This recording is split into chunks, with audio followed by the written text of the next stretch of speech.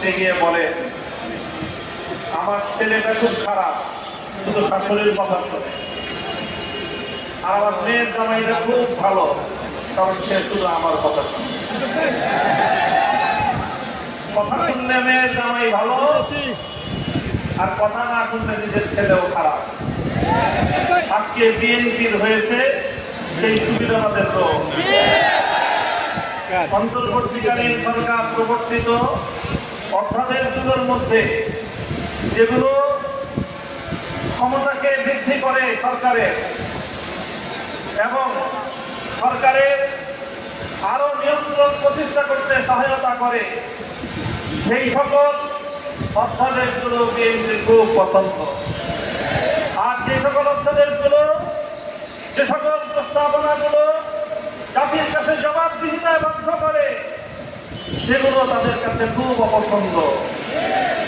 তাই আমরা মনে করি বিএনপি আর যে রাজনীতি করছে সুবিধাবাদের রাজনীতি।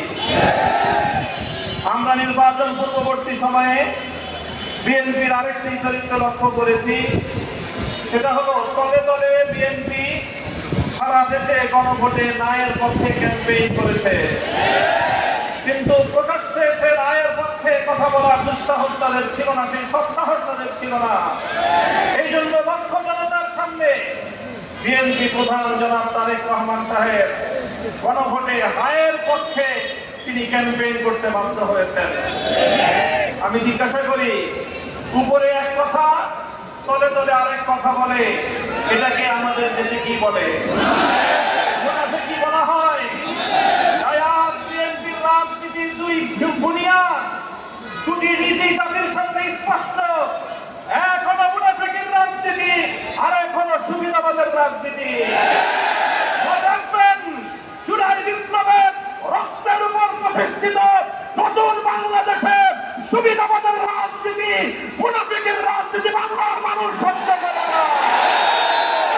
জনগণের পক্ষে, দেশের পক্ষে আপনারা যদি অবস্থান গ্রহণ করতে ব্যর্থ হন, দেশের জনগণের ক্যান্ডিডেটকে যদি আপনারা বৃদ্ধাঙ্গুলি প্রদর্শন করেন, বারবার বলছি, এদেশের জনগণের কোন রায়কে যদি হাইকোর্ট দেখান, এদেশের জনগণ রাজপথে আপনাদেরকে মোকাবেলা করবে ইনশাআল্লাহ।